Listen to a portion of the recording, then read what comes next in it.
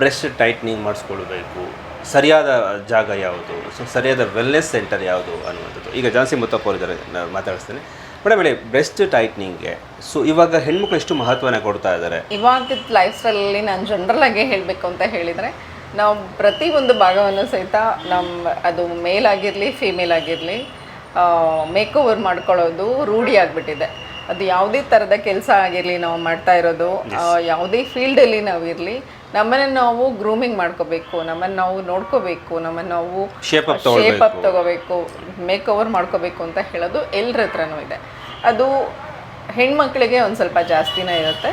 So ಅದರಲ್ಲಿ ಒಂದು breast tightening R ಫರ್ಮಿಂಗ್ ಅಂತ, ಇದಕ್ಕಾಗಿ ನಮ್ಮಲ್ಲಿ ಕೆಲವೊಂದು ಟ್ರೀಟ್ಮೆಂಟ್ ಇದೆ. ಅಂಥ ಟ್ರೀಟ್ಮೆಂಟಲ್ಲಿ ಹೈಫು ಬಿ ಅಂತ ಹೇಳೋದು ಸಹಿತ, ಅಂದರೆ ಹೈ ಇಂಟೆನ್ಸಿವ್ ಫೋಕಸ್ಡ್ ಅಲ್ಟ್ರಾಸೌಂಡ್ ಟ್ರೀಟ್ಮೆಂಟಲ್ಲಿ bust line firming and bust line toning and bust line strengthening ಟ್ರೀಟ್ಮೆಂಟನ್ನು ನಾವು ಮಾಡ್ತೀವಿ.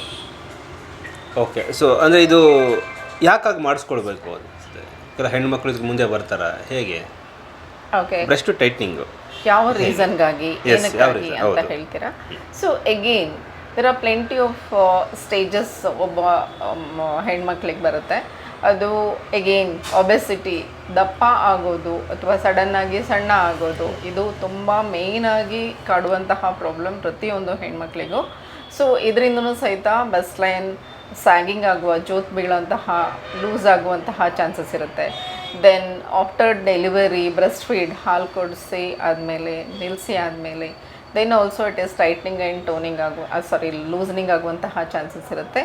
And ageing and hormonal imbalance, ಅದರಲ್ಲೂ ಸಹಿತ ಸರ್ಟನ್ ಚೇಂಜಸ್ ಆಗುವಂತಹ ಇದಿರುತ್ತೆ.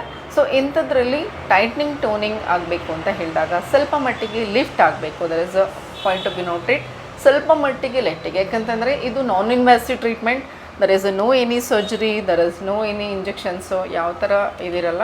ಕಂಪ್ಲೀಟ್ಲಿ ದಿಸ್ ಹೈಫು ಮಿಷನಿಂದ ಟ್ರೀಟ್ಮೆಂಟ್ ಮಾಡುವಂಥದ್ದು. ಸೊ ಸ್ವಲ್ಪ ಮಟ್ಟಿಗೆ ಲಿಫ್ಟಿಂಗ್ ಸಹಿತ ಇದರಲ್ಲಿ ಆಗುತ್ತೆ.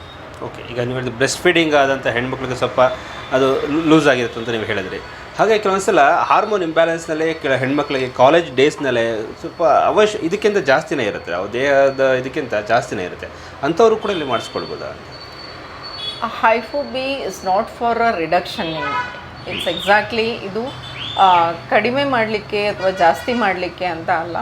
ಎಲ್ಲಿ tissues, bust line tissues sagging ಆಗಿರುತ್ತೆ, ಲೂಸ್ನಿಂಗ್ ಆಗಿರುತ್ತೆ ಆ್ಯಂಡ್ ಟೋನಿಂಗ್ ಇರಲ್ಲ, ಟೋನ್ ಆಗಿರಲ್ಲ, ಅಲ್ಲಿ ತಕ್ಕ ಮಟ್ಟಿಗೆ ಅವ್ರವ್ರು, ಅಂದರೆ person to person it differs, result ಸಹಿತ ಡಿಫರೆನ್ಸ್ ಆಗಿರುತ್ತೆ ಆ್ಯಂಡ್ ಪ್ರಾಬ್ಲಮ್ ಸಹಿತ ಡಿಫ್ರೆಂಟ್ ಆಗಿರುತ್ತೆ.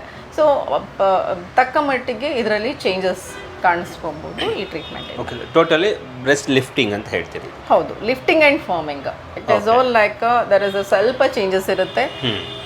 ಕಂಪ್ಲೀಟ್ ಆಗಿ ಇದು ಮಾಡೋದಕ್ಕೂ ಸ್ವಲ್ಪ ಟೋನ್ ಆಗಿ ಫರ್ಮ್ ಆಗಿರೋದಕ್ಕೂ ವ್ಯತ್ಯಾಸ ಇರುತ್ತೆ. ಸೊ ಓಕೆ, ಎಸ್ ವಕ್ಷರ, ಇದು ಸಾನ್ಸಸ್ ವೆಲ್ನೆಸ್ ಕ್ಲಿನಿಕ್ಸ್ ಬ್ರೆಸ್ಟ್ ಲಿಫ್ಟಿಂಗ್ಗೆ ಮಾಡಿಸ್ಕೊಳ್ಬೇಕು ಅನ್ನೋದಾದರೆ ಅದು ಯುವತಿಯರೇ ಆಗಿರ್ಬೋದು ಅಥವಾ ಮಹಿಳೆಯರೇ ಆಗಿರ್ಬೋದು, ಅಥವಾ ಮದುವೆ ಆದ ನಂತರ, ಮಕ್ಕಳ ನಂತರ, ಬ್ರೆಸ್ಟ್ ಫೀಡಿಂಗ್ ಮಾಡಿದ ನಂತರ ಎಲ್ಲೋ ಒಂದು ಕಡೆ ಬ್ರೆಸ್ಟು ಸ್ಯಾಗಿಂಗ್ ಆಗ್ತಾ ಇದೆ ಅಂದಾಗ ಸ್ವಲ್ಪ ಲಿಫ್ಟಿಂಗ್ ಮಾಡ್ಕೊಳ್ಳೋದಕ್ಕೆ ಒಂದು ಒಳ್ಳೆ ಅವಕಾಶ ಮತ್ತು ಒಳ್ಳೆಯ ಸ್ಥಳ ಅಂತಂದರೆ ಅದು ಸಾನ್ಸಸ್ ವೆಲ್ನೆಸ್ ಕ್ಲಿನಿಕ್, ಮೈಸೂರಿನಲ್ಲಿರುವಂಥ ಬಲ್ಲಾಳ್ ಸರ್ಕಲ್ ಇರುವಂಥದ್ದು.